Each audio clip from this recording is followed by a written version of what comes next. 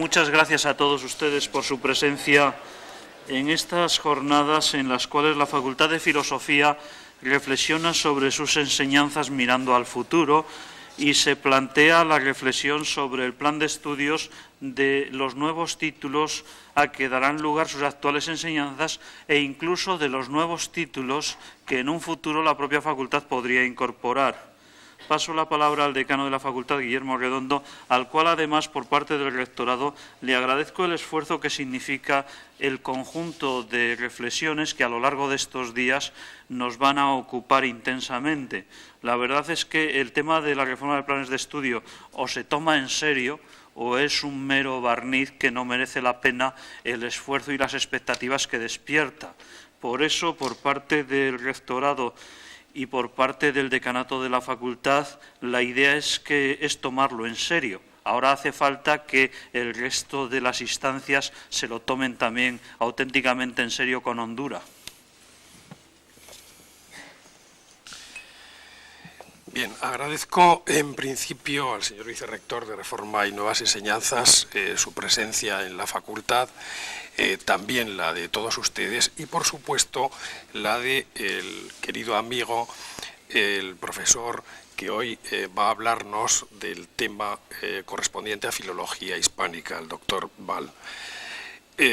Presentarle yo creo que es completamente innecesario, es ocioso, porque ha sido precisamente el anterior vicedecano de estudios que ha trabajado muchísimo en estas tareas y naturalmente lo que importa de verdad es escucharle. Escucharle y yo lo que rogaría a toda la concurrencia, incluida la mesa en la que nos acompaña también el vicedecano de estudios y el señor director del Departamento de Filología Española, la directora del Departamento de Lingüística General Hispánica no ha podido asistir a la sesión, pero bueno, pues nos manda sus recuerdos y desde luego su interés y entusiasmo por esta sesión.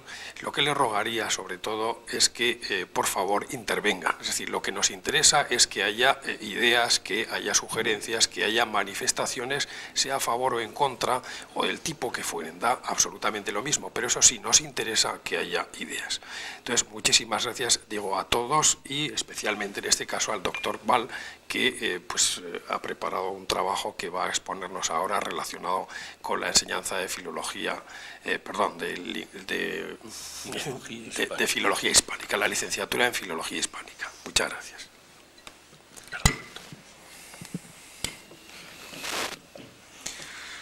Excelentísimo señor vicerrector, ilustrísimo señor decano, estimados compañeros y alumnos, señoras y señores.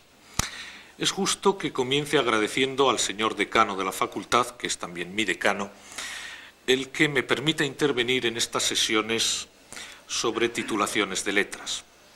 Y a ello no me obliga tanto el deber de cortesía como el corresponder a sus buenos deseos y mejores intenciones de que estas charlas contribuyan a un mejor conocimiento de la situación actual y a una reflexión conjunta sobre el futuro. Espero que ustedes me permitirán que en este preámbulo no violente preceptos retóricos y tras el protocolo enuncie una necesaria captatio benevolentie. Es una de las fórmulas habituales declarar modestia y ausencia de méritos para ocupar el lugar del conferenciante. En mi caso no declararé modestia ni ausencia de méritos. Y esto último no porque crea tenerlos o no tenerlos, sino porque no sabría decirles cuáles debería mencionar. En cambio, sí creo necesario expresarles que lo que voy a exponer es, además de una serie de hechos, un conjunto de consideraciones personales extraídas de mi experiencia como participante de la comisión departamental que elaboró una propuesta para el plan de estudios de filología hispánica actualmente vigente, mi dedicación a la reforma de las enseñanzas universitarias como vicedecano de estudios de esta facultad durante cierto periodo de tiempo, y mi interés por la futura titulación de Filología Hispánica desde el Departamento de Lingüística General Hispánica al que pertenezco.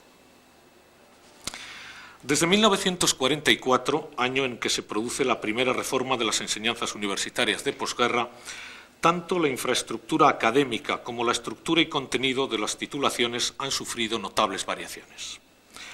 Para apreciar esto es suficiente comparar la situación de esa primera reforma con la situación actual en lo concerniente al campo de la filología española, integrado al principio en el de la filología románica. Académicamente, ese campo estaba cubierto mediante la docencia que se impartía fundamentalmente desde las cátedras de Lengua y Literatura Española en sus relaciones con la Universal y desde las de Gramática Histórica de la Lengua Española. Hay que esperar a los planes de 1953 para poder encontrar materias de lengua española en los denominados cursos comunes. El reconocimiento académico de la autonomía del estudio descriptivo del español se afianzará en 1965 al crearse la figura de profesor agregado y, consecuentemente, al aparecer las primeras agregaciones de lengua española. Y culminará en 1968 con la creación de la primera cátedra de lengua española en la Universidad Autónoma de Madrid. La Facultad de Filosofía y Letras de la Universidad de Zaragoza contaba inicialmente con una cátedra de Lengua y Literatura Española en sus relaciones con la Universal, que desde los años 40 ocupaba don Francisco Indurain.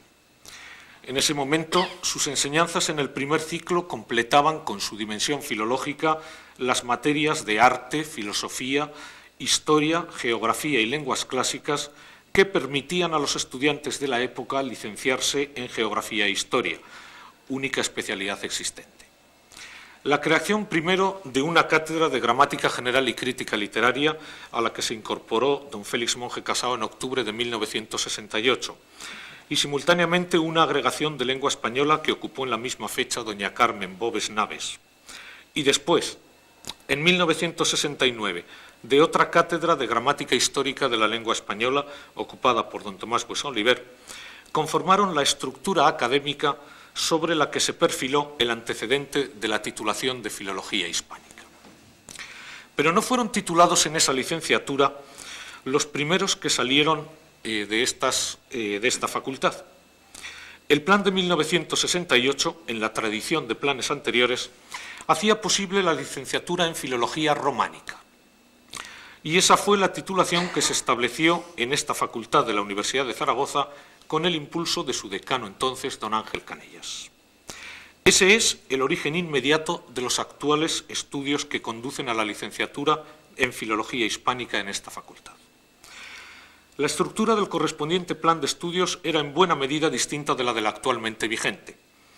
Las enseñanzas se distribuían y agrupaban en 5 cursos repartidas en 2 ciclos, el primero de 2 años y el segundo de 3. Los 2 primeros cursos, comunes para todos los alumnos de la facultad, perseguían una formación fundamental en el campo de las humanidades. Era, pues, obligado cursar lenguas clásicas, lengua y literatura españolas, historia, arte, geografía, filosofía. Los 3 cursos del segundo ciclo permitían optar por la especialidad de Filología Románica, entre otras. Filología Románica estaba concebida como una licenciatura que tomaba como punto de referencia y centro de atención la filología española y la completaba con la enseñanza, entre otras materias, de otras lenguas y literaturas del dominio románico. La Facultad de Zaragoza permitía cursar, aparte de la literatura hispanoamericana, hasta 2, lengua y literatura francesas obligatoriamente y las correspondientes italianas opcionalmente. Se trataba de un plan de estudios fundamentalmente orientado en el ciclo de especialidad a adquirir conocimientos y a desarrollar capacidades de análisis crítico en los campos literario y lingüístico. Era la formación estimada conveniente para acceder a desarrollos profesionales especialmente orientados a la enseñanza secundaria. En 1973 se produce una reforma de los planes de estudios que va a desembocar en los planes actualmente vigentes. Es una reforma que viene condicionada por diversos factores. El cambio de estructura de las licenciaturas, la infraestructura académica existente en ese momento, los avances en el conocimiento y la renovación de métodos aplicables al estudio lingüístico y literario producidos en los años 60 y 70 y el tipo de orientación profesional de los futuros titulados. En la elaboración del Plan de Estudios de 1973, todos esos factores coadyuvaron a perfilar unas titulaciones caracterizadas por la tendencia a la especialización y por el desarrollo de la optatividad. Y todo ello enmarcado en una nueva distribución de las enseñanzas en 2 ciclos, el primero de 3 cursos y el segundo de 2. El primer ciclo, de 2 años del plan anterior, constituido por 2 cursos de materias comunes, pasa a un primer ciclo de 3 años en el que materias obligatorias y optativas se distribuyen según la licenciatura de que se trate. El objetivo principal de ese primer ciclo, vinculado especialmente a las asignaturas obligatorias, sigue siendo proporcionar una formación fundamental, pero ahora ese tipo de formación es restringido de una parte al dominio filológico y de otra al histórico, al artístico y al geográfico. Las asignaturas optativas permiten tanto completar esa formación básica como introducir al estudiante en contenidos propios de la titulación particular a la que conducen los estudios. En el caso de la licenciatura de Filología Hispánica, las materias obligatorias cubren suficientemente los 2 campos centrales de la titulación, estudio de la lengua y de la literatura españolas, así como los fundamentos del campo de teoría de la literatura y el conocimiento de una segunda lengua moderna, además de una lengua clásica, el latín. Ello hace posible una optatividad que privilegia el acceso a complementos de formación histórica. El segundo ciclo permite acceder a un currículum bien de orientación lingüística, bien de orientación literaria. Ello es posible seleccionando las correspondientes materias obligatorias y eligiendo de entre las optativas las pertinentes a uno u otro tipo de orientación.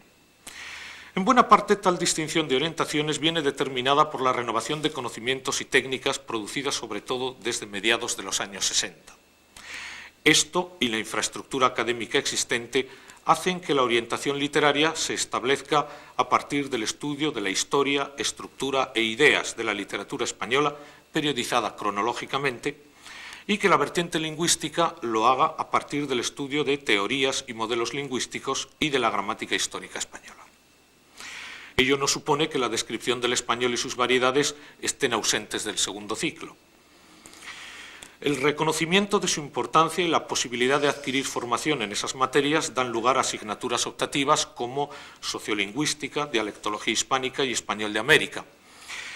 Asignatura esta que aparece por primera vez en la Universidad Española en los planes de la Universidad de Zaragoza. En el mismo sentido, en la vertiente literaria se propone la posibilidad de cursar 2 años de literatura hispanoamericana.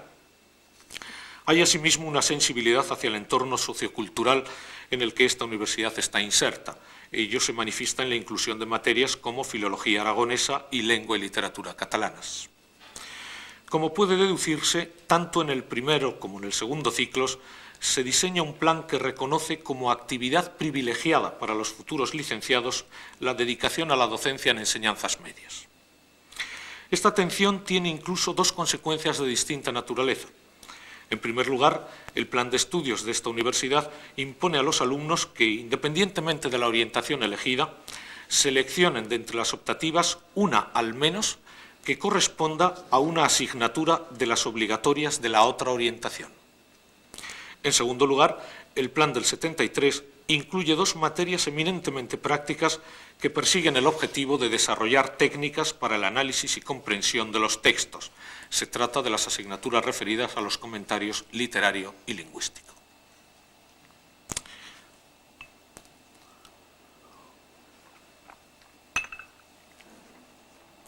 En términos abstractos, los factores que condicionan la actual reforma de las enseñanzas universitarias no difieren mucho de los existentes en 1973. En efecto, estructura de las enseñanzas, orientación profesional, infraestructura académica existente y renovación de métodos y conocimientos se hallan presentes en las reflexiones sobre las futuras titulaciones. En todo caso, lo que puede variar respecto de 1973 es el peso específico relativo de cada uno de ellos y, consecuentemente, el grado en que condicionan o determinan el eventual perfil de las nuevas licenciaturas. Como es bien sabido, el primero de los factores, la estructura de las enseñanzas, viene determinado por el Real Decreto 1497 de 27 de noviembre de 1987 y los Reales Decretos en que se publican las directrices generales propias de cada titulación. El decreto de 1987 comporta sustanciales diferencias para la organización de las enseñanzas universitarias. Establece el crédito, equivalente a 10 horas, como unidad básica de cómputo. Establece los tipos de titulación y su composición máxima y mínima de créditos. Establece la duración mínima de cursos académicos. Establece las clases de materias en que han de organizarse las enseñanzas, troncales, obligatorias de universidad, optativas y de libre elección. Establece porcentajes relativos para cada una de ellas. Establece incluso porcentajes para la distribución de clases teóricas y prácticas, y máximos y mínimos de horas lectivas semanales. El decreto de directrices propias de la titulación de Filología Hispánica impone fundamentalmente las materias troncales que han de cursarse en todas las universidades que persigan la impartición de las enseñanzas correspondientes a esa licenciatura. El Real Decreto 1441 de 26 de octubre de 1990 es la disposición legal que contiene las directrices generales propias de los planes de estudios conducentes al título de licenciado en Filología Hispánica. Como era esperable, se dispone la organización de las enseñanzas en 2 ciclos sin título terminal al acabar el primer ciclo. Al comparar las materias troncales con las de otras licenciaturas en letras, se aprecia que todas las filológicas responden a un diseño general común. Las variaciones parecen depender bien de la naturaleza no hispánica del estudio filológico, bien de la génesis histórica de la lengua correspondiente, bien de las peculiaridades de la lengua o literatura a las que corresponde la licenciatura. Lo primero explica, por ejemplo, la inclusión de materias de historia y cultura en el segundo ciclo de las filologías de lenguas modernas no hispánicas. Lo segundo explica la exclusión del latín como materia troncal del primer ciclo en la mayoría de las filologías correspondientes a lenguas no románicas. Lo tercero explica, por ejemplo, la inclusión como troncal en el segundo ciclo de la materia de dialectología árabe en la filología correspondiente o de la materia de literatura hispanoamericana en el segundo ciclo de filología hispánica. Teniendo en cuenta esto, no es difícil aventurar una hipótesis sobre los objetivos que persiguen las materias troncales y deducir de ahí el contenido específico de las licenciaturas y, en particular, de la licenciatura en Filología Hispánica. Parece claro que la mayor parte de las materias troncales tienen un objetivo preciso: la adquisición de los conocimientos referidos a los 2 dominios centrales que comprende la titulación, lengua española y literatura española hispanoamericana. Esto explica la inclusión de las materias de lengua española y de literatura española en el primer ciclo y la inclusión de todas las materias del segundo ciclo: gramática española, historia de la lengua española, literatura española y literatura hispanoamericana. Esto permite abordar esos contenidos lingüístico y literario desde distintas perspectivas o con diverso grado de profundidad. Otro de los objetivos que parece perseguir el legislador, y en este caso en todas las filologías, es la adquisición de conocimientos referidos a los fundamentos teóricos que sustentan la descripción y explicación de los fenómenos lingüístico y literario. De ahí que aparezcan en el primer ciclo las materias troncales de lingüística y de teoría de la literatura. Por último, se atiende también a la adquisición de conocimientos complementarios. Este objetivo comprende la adquisición de conocimientos complementarios de otras enseñanzas de filologías modernas y, de otra parte, la adquisición de conocimientos necesarios para explicar el proceso de constitución de la lengua y de sus manifestaciones literarias. Esto se proyecta, respectivamente, en la inclusión en el primer ciclo de las materias segunda lengua y su literatura y latín. Esto, en realidad, no es sino una explicación de lo dado. Antes incluso de empezar a desarrollar el diseño del plan de estudios en todas sus dimensiones, parece conveniente proponer, aunque solo sea como hipótesis de trabajo, la duración y extensión de la licenciatura. No corro un gran riesgo si les aseguro que tengo la convicción de que los estudios de filología hispánica se plantearán con una duración de 4 años, el periodo de escolarización mínima, 2 ciclos de 2 años cada uno, y que exigirán cursar un número total de créditos, la denominada carga lectiva global, que tenderá mucho más al mínimo, 300, que al máximo. Las razones principales son la homologación con estudios equivalentes en universidades de la Comunidad Económica Europea y la analogía con los planes que conocemos en estos momentos de otras universidades españolas. Conviene valorar el alcance de esta propuesta. En la actualidad, y considerando solo las clases teóricas, un estudiante cursa en 5 años el equivalente a 225 créditos. 25 asignaturas de 9 créditos cada una. Si hacemos un cálculo un poco más ajustado a los hechos y añadimos solo 1 hora de prácticas a la semana y por asignatura, el número total de créditos se eleva a 300. Asegurar que en el futuro un estudiante podrá cursar, por ejemplo, 310 créditos en 4 años, supone, al menos, volver a plantearse los modos de organización de la enseñanza universitaria.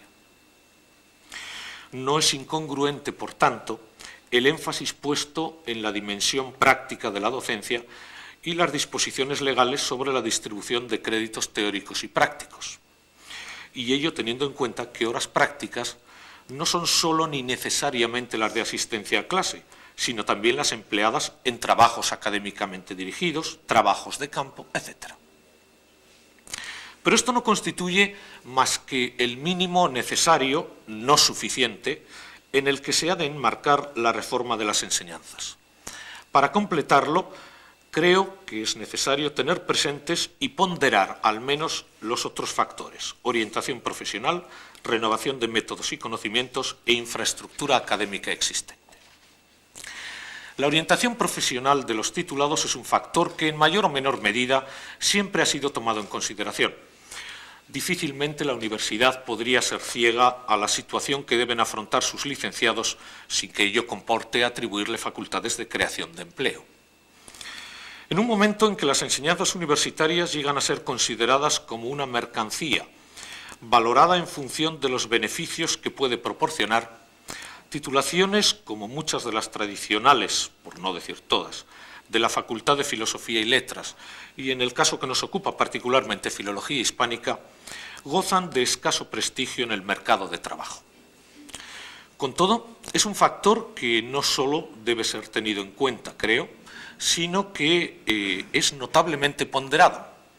Es significativo en este sentido que la reciente conferencia de decanos de letras, celebrada en Pamplona del 13 al 15 de noviembre, haya incluido en sus conclusiones el principio, les cito textualmente, de que con los nuevos planes de estudio se atienda a la demanda social real. En este aspecto, y antes de entrar en consideraciones más específicas, creo que es conveniente distinguir al menos entre 2 tipos de proyección profesional de una titulación. De una parte hay que diferenciar aquello para lo que legalmente el título es un requisito, de otra aquello para lo que, independientemente de que comprenda o no la condición anterior, la formación recibida proporciona especiales aptitudes. Permítaseme un ejemplo que estimo suficientemente ilustrativo.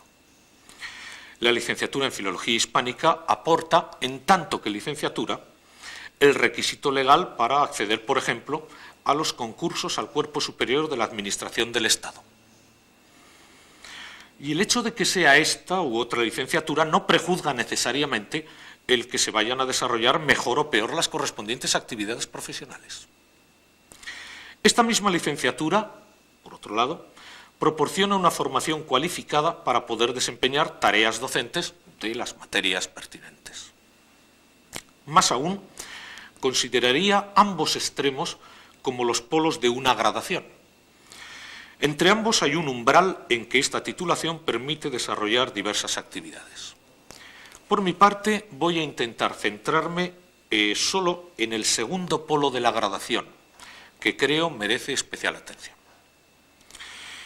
En una aproximación ingenua a este asunto se podría intuir que las posibilidades de desarrollo profesional que se ofrecen a un titulado que conozca el funcionamiento y uso del instrumento de comunicación y expresión por excelencia, su lengua materna, y de sus manifestaciones, y especialmente la literaria, deberían ser numerosas. Y en una cierta medida es así.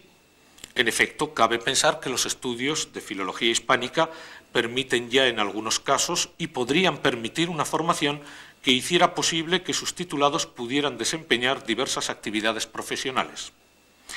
Y ello sin complementos de nuevas enseñanzas o con complementos de tercer ciclo o de eventuales enseñanzas de posgrado en algún caso.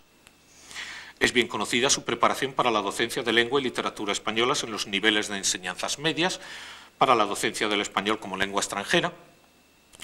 Además de la dedicación a la docencia y a la investigación, incluso en los distintos niveles educativos, estos estudios serían adecuados para que los titulados pudieran desarrollarse profesionalmente en labores editoriales, coordinador editorial, director o coordinador de grupo, redactor, etcétera, o en tareas asistenciales, corrector de estilo, etcétera. Asimismo, esta titulación es marco pertinente para proporcionar formación para el desarrollo de trabajos de asesoramiento, dirección y gestión de materias referidas a política y planificación lingüística, así como asesoramiento y, en su caso incluso, dirección y gestión de asuntos relativos a la creación terminológica en instituciones, centros y empresas que mantienen bancos de datos. Los titulados en Filología Hispánica podrían también incorporarse a departamentos empresariales de comunicación e imagen, así como a tareas de asesoramiento publicitario. El que habitualmente no se plantee el acceso a todos esos campos profesionales y se privilegie la docencia de enseñanzas medias, creo que se debe a razones contrapuestas. De una parte, el mercado de trabajo en bastantes de esas áreas es menos flexible y dinámico de lo que pudiera parecer. De otra, algunas de esas tareas pueden ser desempeñadas, lo son de hecho, por profesionales de otras ramas. En este aspecto, la actual reforma de las enseñanzas universitarias no va a suponer una disminución de la competencia. La creación de nuevas titulaciones, si cabe, la va a incrementar.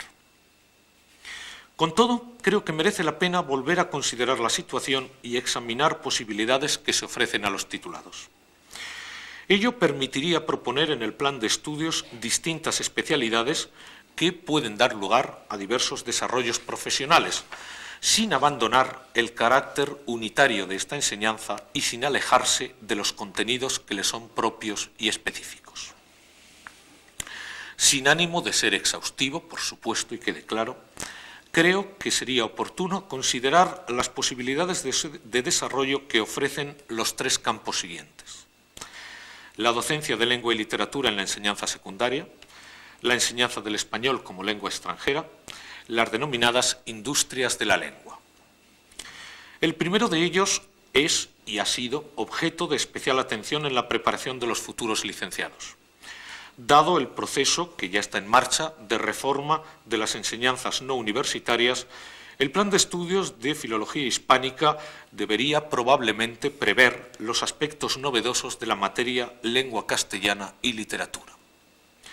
Y no creo que se trate de una previsión innecesaria.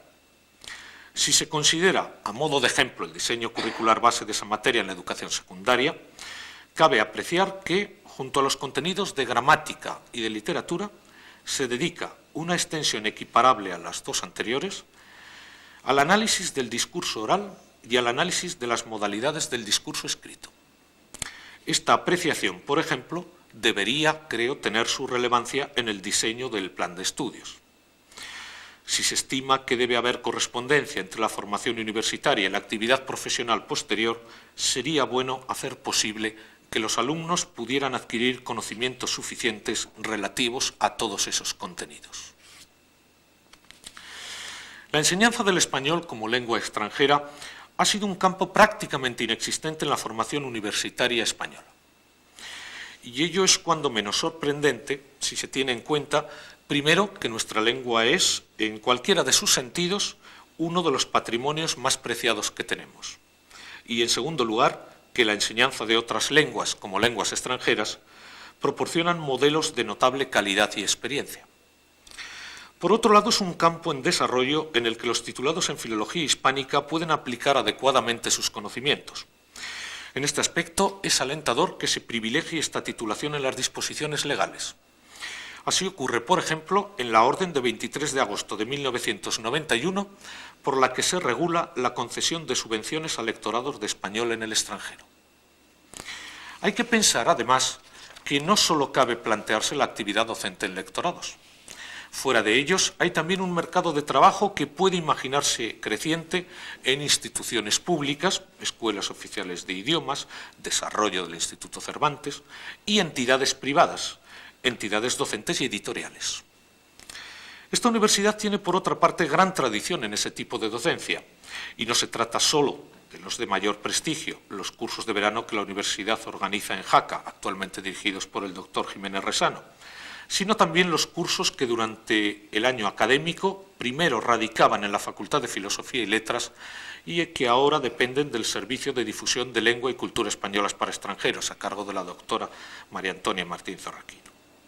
En este sentido, incluso sería aprovechable la experiencia de los últimos 3 años en que dicho servicio ha llevado a cabo cursos para profesores de español.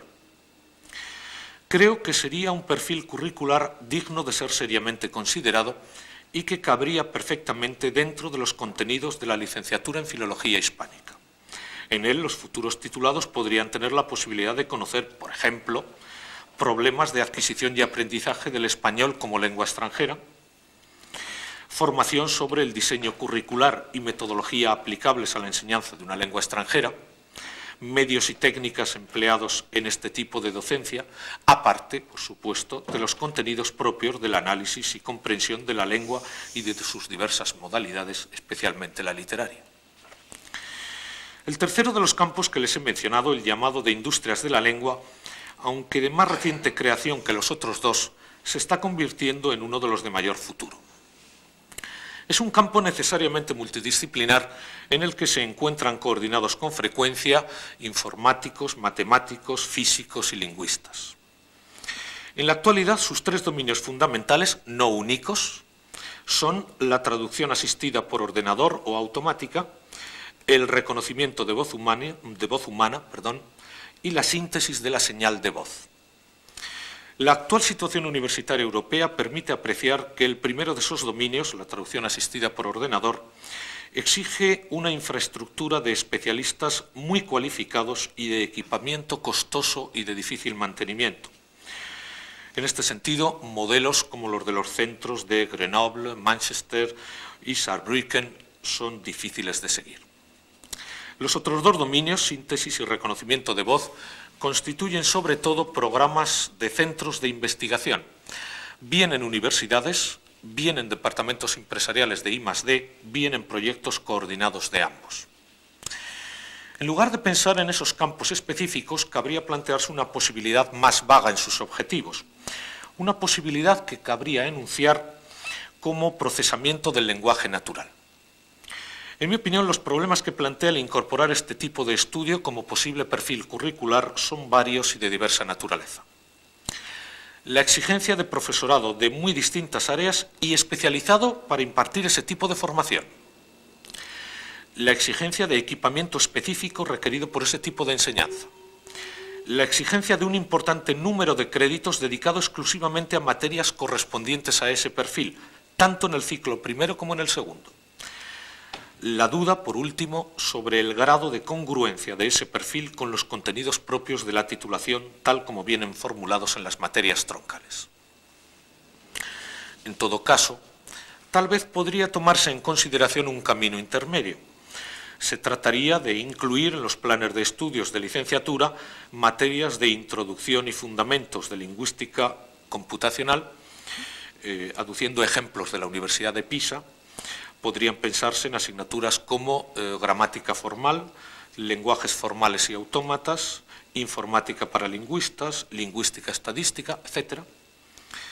Esa formación inicial debería completarse mediante programas de doctorado o cursos de posgrado.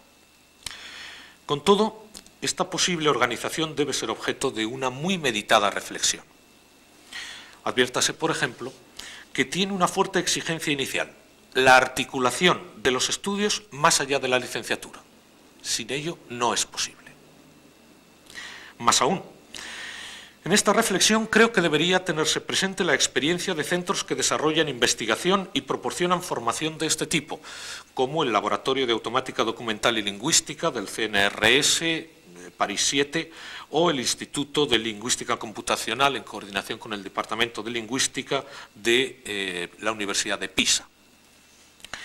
En ellos, este tipo de formación ha contado con la consolidación previa de equipos de investigación numerosos e interdisciplinares al servicio de objetivos comunes. La renovación de métodos en el análisis lingüístico y literario y el desarrollo de conocimientos en diversos campos del lenguaje y de otras ciencias proporcionan técnicas y elementos de trabajo suficientes para afrontar la formación de contenidos de los campos anteriores.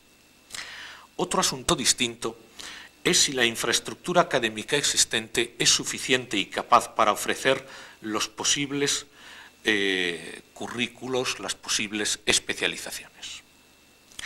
La decisión de determinar los posibles perfiles curriculares de una licenciatura creo que debe tomar ese aspecto en consideración. La Conferencia de Decanos de Letras, a la que me he referido antes, comprobó, y les cito textualmente, el temor general de que los planes de estudios, al tener que elaborarse teniendo en cuenta las dotaciones de profesorado actualmente existentes, pueda provocar, por una parte, desequilibrios importantes entre unas titulaciones y otras, y por otra, obligar a los centros de las universidades más pequeñas a ofrecer titulaciones más generales y con una muy reducida optatividad. Pero al hablar de infraestructura académica, no pretendía referirme solo a dotaciones de profesorado. Difícilmente la formación universitaria puede separarse de la actividad investigadora. La existencia de líneas de investigación consolidadas o el proyecto de constitución de nuevas líneas debería probablemente formar parte, en mi opinión, de las consideraciones que han de hacerse en el proceso de elaboración de los nuevos planes de estudio. Es un tópico asegurar que el profesorado universitario es un profesorado en constante formación. Ahora bien, iniciar un programa de investigación relacionado con otro seguido anteriormente exige un notable esfuerzo y dedicación. Por supuesto, estos son mayores si el programa es distinto.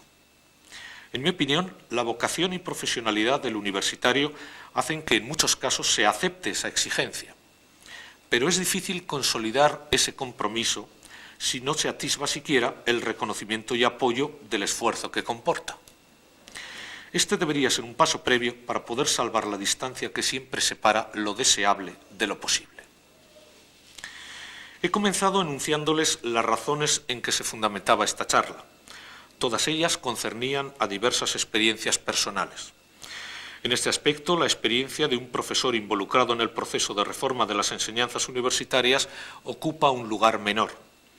Pero no es ese el caso cuando pueden sumarse las reflexiones de numerosos colegas, personas, incluso grupos e instituciones atentos al mismo proceso.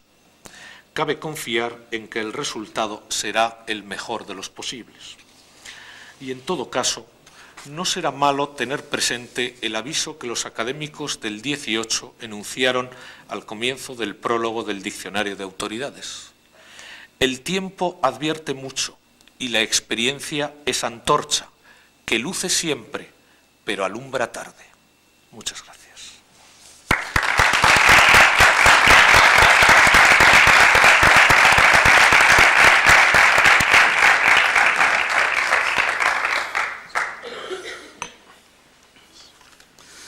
Como ha indicado el decano de la facultad, es este un acto en el cual no solamente escuchamos una exposición tan excelente como la que ha hecho el doctor José Val, sino también es un acto para participar con nuestras ideas, incluso con nuestras críticas. Entonces merece la pena que desde nuestra posición hablemos en este acto. Yo en particular quiero felicitarle por haber planteado la reflexión del plan de estudios desde una reflexión de objetivos, cuando lo sencillo, lo que sale inmediatamente, es la reflexión de qué asignaturas están presentes. Y la reflexión de qué asignaturas están presentes debe ser la reflexión después de que se tienen claros los objetivos. Y en ese sentido yo creo que la aportación que ha hecho es una aportación tremendamente importante a la construcción del futuro plan de filología hispánica.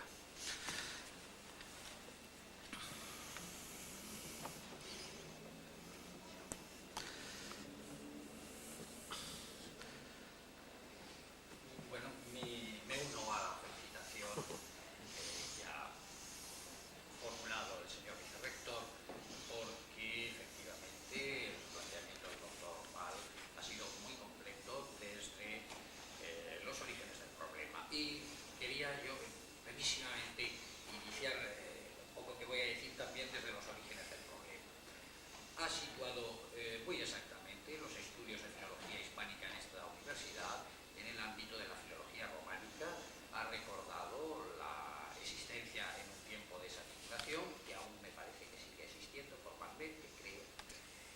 pero quizás un apunte más sobre los estudios de filología románica hubiera iluminado lo que hoy en filología hispánica podría ser un objetivo profesional, y es que los grandes estudios de filología románica del siglo pasado y del primer cuarto de este siglo no solamente procuraban espléndidos profesionales para la investigación en el campo concreto, sino que sobre todo generaban expertos en las relaciones económicas, culturales, etcétera, que tan papel tan importante representaron en las relaciones internacionales europeas occidentales, básicamente, pues hasta la Segunda Guerra Mundial. Bueno, este planteamiento hoy es historia, pero podemos aprender de la historia y debemos aprender de la historia. Como ha apuntado muy acertadamente el doctor Val, uno de los posibles objetivos, por términos coloquiales, salidas profesionales de la enseñanza de filología hispánica tiene que ser, necesariamente debe ser, la presencia de la enseñanza de la lengua y la cultura y la literatura española fuera de España y las instituciones oficiales que al respecto se han creado, aunque tarde, no sé si mal. Ese inmenso ejército que supone los múltiples semifuncionarios del British Council, ¿cuándo los tendremos en el ámbito español, por ejemplo? Esta es una observación referida a ese aspecto que tanto preocupa a nuestros estudiantes y a la sociedad sobre las salidas profesionales. Pero en lo que respecta, quiero apuntar también con otra ligereza, en lo que respecta a este muy estupendo plan de materias científicas que deben ser consideradas en la futura planificación, y que aplaudo todo lo que ha dicho el doctor Val. Me gustaría incluso discutir con él o escucharle más en detalle, porque muchas de las cosas que propone me parece que son inexcusables, todas y más. He hecho falta, sin embargo, un acento en una de las materias que en esa otra dimensión a la que he hecho antes alusión, las relaciones culturales internacionales, he hecho en falta un énfasis especial, que es la literatura española y la literatura hispanoamericana, que no son, visto desde la orilla de acá, la literatura española o las literaturas hispánicas en las distintas lenguas de la península, lenguas románicas, básicamente, que no son solamente una materia de adorno, como yo una vez en una ocasión tuve que oír a un director general de enseñanza media. Me gustaba mucho la literatura para leer un poquitín antes de dormir, sino que, por ser, como sabe muy bien el doctor Val y los colegas que aquí están, un lenguaje literario, un lenguaje agrego, un lenguaje especial, no solamente que genera espíritu crítico, sino que puede dar un matiz especial para los no hispanos de lo que es la especificidad de la cultura hispánica, históricamente, diacrónicamente y sincrónicamente. Creo que esa perspectiva es una perspectiva que el legislador previo al documento que ahora es oficial no tuvo en cuenta, y aquel olvido, se atreve a decir maligno, provocó una reacción que se calificó en algún periódico nacional de gremial, y que yo, permitidme que diga, considero una reacción patriótica, nada más. Bien, muchas gracias, doctor Romero. Estoy de acuerdo con todo lo que ha dicho, y supongo que comprende. Yo había tenido una intervención de 45 minutos y lo que los franceses llaman las langues étrangères appliquées, donde entraría efectivamente el ámbito de la relación social, económica. La vieja tradición de la filología románica no está incluido, y no está conscientemente incluido, y viene limitado por efectivamente los 45 minutos, además de los problemas que internamente plantea ese diseño de ese perfil curricular, y que estoy convencido que el doctor Mero conoce muy bien. La parte referida a literatura, en ese perfil curricular estoy plenamente de acuerdo de lo que se llama en términos de siglas ELE, español como lengua extranjera. También viene motivado por la misma causa. Puestos a elegir glosa para ese desarrollo, para ese, por ejemplo, he preferido elegir el conjunto de materias que son denominadores comunes de todas las universidades británicas y alemanas, que son excluido fundamentos de psicolingüística, que aparecen todas también, es decir, no de las francesas, donde efectivamente aparecen todas las unidades de formación en literatura cuando se incorpora en el segundo grado, pero, es decir, diseño curricular, metodología, etcétera. Era el, por ejemplo, únicamente. Estoy de acuerdo, por supuesto, y tiene toda la razón. Era simplemente un desarrollo del, por ejemplo, fundado en un criterio, y mi criterio ha sido ese.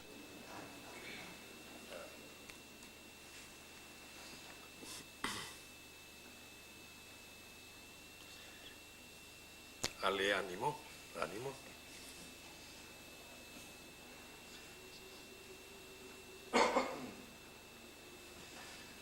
Yo creo que en los aspectos que has anunciado te ha faltado, aunque lo has indicado antes, te ha faltado, y creo que merece la pena profundizar más en la orientación hacia la comunicación como transmisión del mensaje. Un ámbito en donde la conexión con puestos ocupacionales puede ser clara y que además yo creo, vamos, como obviamente no soy especialista en vuestros temas, pero yo creo que se desarrollará muy en el futuro.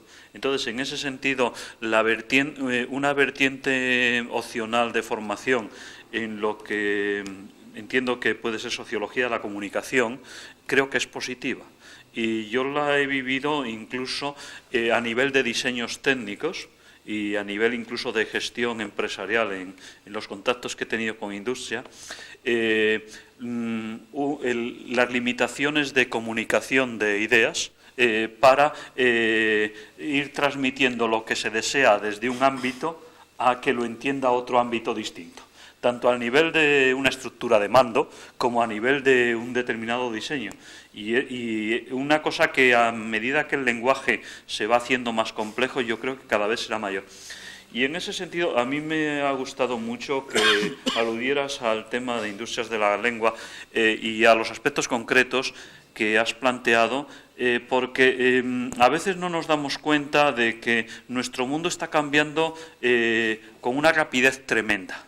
Las 2 décadas anteriores han sido unas décadas fundamentalmente tecnológicas, que la economía se ha planteado una producción fundamentalmente aplicativa, pero el futuro, tal como se nos presenta, va a necesitar una investigación de tipo semibásico, orientada a aplicaciones, pero que no basta la idea, el desarrollo de diseño tecnológico, que es el que hasta ahora hace mover nuestras industrias, sino que tiene que profundizar en el aspecto científico, en la estructura de los materiales, en el aspecto que hoy nos interesa, en la estructura del lenguaje. Y entonces, yo que estoy con aplicaciones de computador a diversos temas, pues hoy día uno de los problemas mayores que se tienen en el campo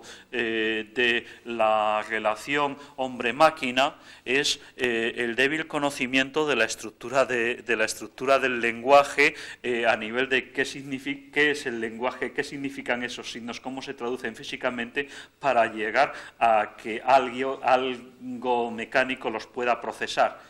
Y en ese campo han entrado más los ingenieros, han entrado más que los lingüistas, cuando lo razonable es que el acercamiento a la estructura de qué es el lenguaje y qué contiene empiece desde el terreno lingüista para que después el ingeniero entre ya en el aspecto maquinal, en el aspecto mecánico. Yo creo que en el futuro se van a abrir un amplio número de puestos de trabajo que hoy día solo tienen sentido en investigación académica de universidad, pero que esa investigación va a ser rentable. Hasta ahora la investigación rentable era la que era tremendamente aplicada, pero eso se está agotando ya, eso está casi todo hecho. Ya solo una investigación que profundice mucho en la esencia de las cosas logra introducir producto nuevo competitivo. Y ese es nuestro futuro a 5 o 8 años vista.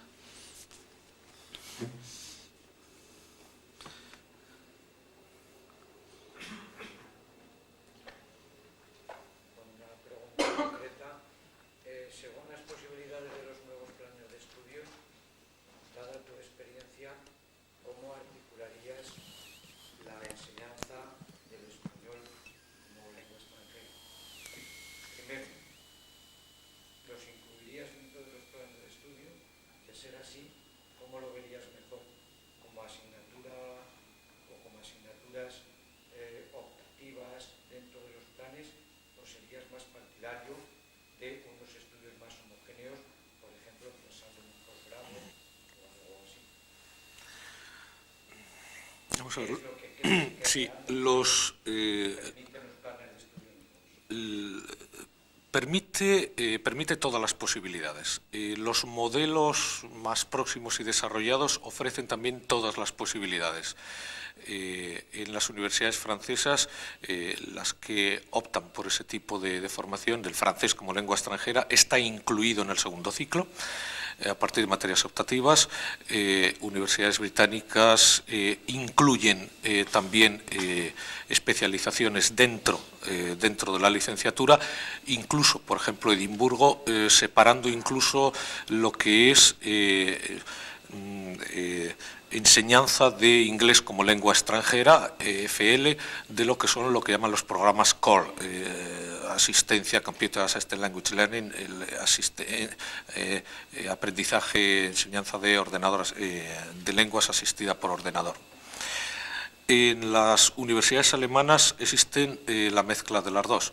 Hay universidades que optan por posgrados y universidades que lo incluyen en el plan de estudios. Por ejemplo, yo creo que en la situación actual, y dado que no parece que vaya a haber una titulación específica, puesto que se conoce que hay otras titulaciones pendientes de aprobación, y esta no está entre ellas, dado que no parece que vaya a haber un área específica, puesto que si hubo un momento en que podía haber un área de español como lengua extranjera, fue el momento en que surgió lingüística aplicada, traducción e interpretación. En principio, siempre es posible que aparezca, claro. Yo creo que sería bueno introducir, es mi opinión personal, es ese lugar menor del que hablaba en la conclusión, sería incluir las materias fundamentales, los denominadores comunes, incluyendo, por supuesto, lenguas literarias, etcétera, no solamente las que he citado, entre las materias optativas de la licenciatura, y en todo caso prever la posibilidad de posgrados o cursos de especialización para aspectos más específicos, como pueden ser los denominados internacionalmente programas CORE, con desarrollo editorial, etcétera, o bueno, los problemas mucho más específicos de situación particular de enseñanza de lengua española como lengua extranjera en situación de diglosia, en situación de tal, etcétera.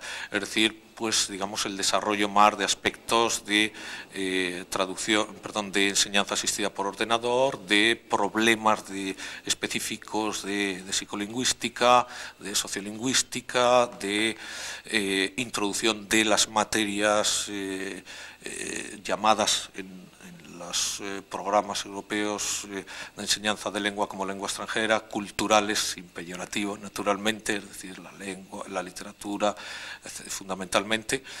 En mi opinión, esa podría ser una articulación. De momento, introducir lo fundamental en materias optativas, fundamentalmente también de segundo ciclo, y dejar aspectos más técnicos y especializados para eventuales posgrados.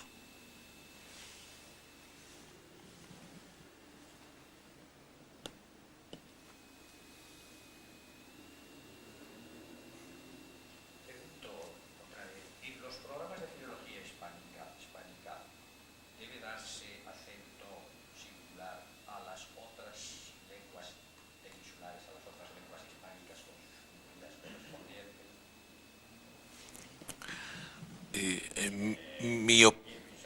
Mi opinión personal es que sí.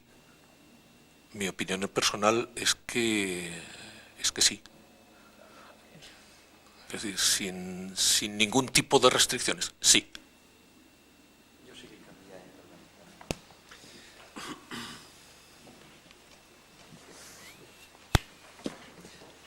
Bien, buenas tardes. Yo solamente querría hacer una breve intervención para tener en cuenta también otro aspecto que ya se ha apuntado, y es el siguiente. En la disertación del doctor Val ha hecho una cierta alusión extensa a un tipo de estudios más novedosos, etcétera, etcétera. Pero lo que tenemos que tener en cuenta es que nuestra especialidad es de filología hispánica, es decir, lo específico es la combinación, no solamente ser filólogos, que podemos estudiar el lenguaje computacional de la misma manera que se puede estudiar desde filología inglesa o desde cualquier otra filología, sino en su vertiente hispánica, con todo lo que supone un aporte cultural a través de la lengua, a través de sus manifestaciones literarias, etcétera, etcétera, y no perderse de vista este objetivo, porque evidentemente hay muchos estudios, diríamos, afines, colaterales, que pueden ser objeto de una profundización que se puede producir en posgrado, etcétera. Pero nuestra especialidad es de filología hispánica, y a ser posible, ese adjetivo de filología hispánica creo que nos obliga moralmente. El otro problema es si tenemos recursos suficientes para impartirlo con la suficiente dignidad en todas las lenguas en este momento del Estado, que eso sería otro problema. Pero yo sí que quisiera insistir en esa misma línea, en no perdamos nuestro objetivo, que es la filología hispánica, con todo lo que esto nos implica además moralmente. Me agrada mucho porque lo comparto.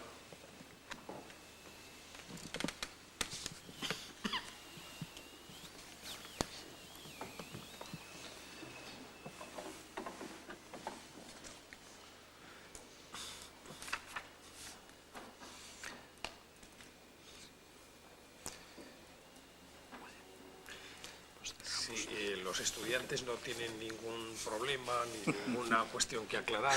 Yo creo que sería conveniente que alguien interviniera pues, con alguna de las inquietudes que es lógico que tengan además. Y perdónenme por tirar así de la lengua.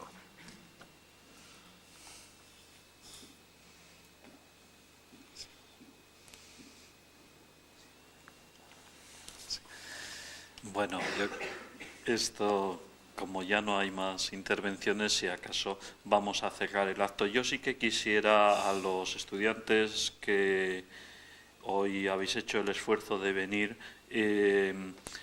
plantearos y solicitaros que en este proceso, en la medida en que vayan apareciendo documentos de vuestra titulación de Filología Hispánica a informe público, entréis en su consideración y también en su crítica, para que esos documentos no solo tengan el debate desde el lado de la docencia. En el proceso de enseñanza-aprendizaje entiendo que los dos lados son importantes, y el lado de quien está teniendo la experiencia del aprendizaje es un lado muy valioso para mejorar esos documentos. Si no, pasarán un poquito o sin pena ni gloria respecto a la experiencia del estudiante. La verdad es que en ese sentido probablemente no sean estos grandes tiempos de sensibilización, pero ha sido una muy buena tradición de la Universidad de Zaragoza el que los estudiantes se han preocupado de los planes de estudio, aunque sabían que a ellos ya no les afectaban, aunque sabían que el esfuerzo que hacían en ellos era un esfuerzo que legaban a los que venían después. A lo largo de los próximos 12 meses irán apareciendo el documento de objetivos de la titulación y posteriormente el documento de contenidos de la misma, y esos serán difundidos lo más ampliamente posible. Sería cuestión de que no solo los que estéis aquí, sino el conjunto de estudiantes que participáis en el día a día de la facultad, hicierais una auténtica lectura crítica desde vuestra visión, y de esa lectura crítica surgieran alegaciones y consideraciones que previsiblemente supondrían un salto en mejora. Gracias a todos y salvo que quiera. Muchas gracias a todos.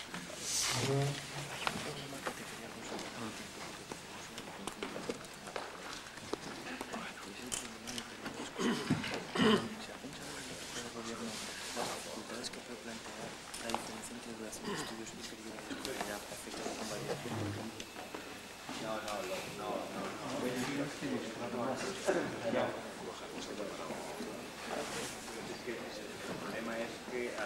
problema que se planteó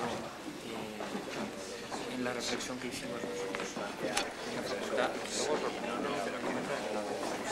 Que la gente no crea que ahora va a estudiar o simplemente teoría de la comunicación. Sí, pero si no me parece mal, puede decir que si eso se puede hacer, digamos, hacerlo para un posgrado, bueno, y que no, que se tiene que hacer